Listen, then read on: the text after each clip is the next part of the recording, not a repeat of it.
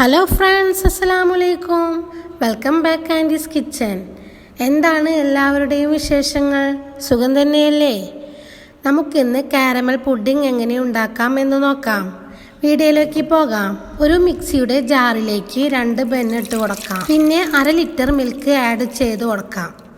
1/2 tin milk മേഡും കൂടി add ചെയ്യാം. ഇതിലേക്ക് 1 ടീസ്പൂൺ വാനില എസൻസും 2 എഗ്ഗും കൂടി ആഡ് ചെയ്ത ശേഷം അടിച്ചെടുക്കാം.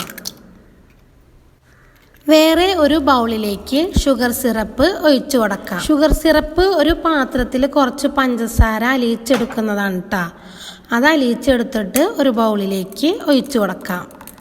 എല്ലാ ഭാഗത്തേക്കും സ്പ്രെഡ് ചെയ്ത് കൊടുക്കണം കേട്ടോ. ഇതിലേക്ക് അടിച്ചു വെച്ചിരിക്കുന്ന മിശ്രിതം ഒഴിച്ചു കൊടുക്കാം.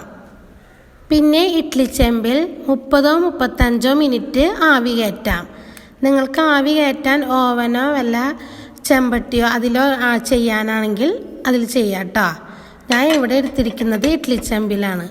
അത് 30-35 മിനിറ്റിൽ ആവി കയറ്റി എടുക്കാം.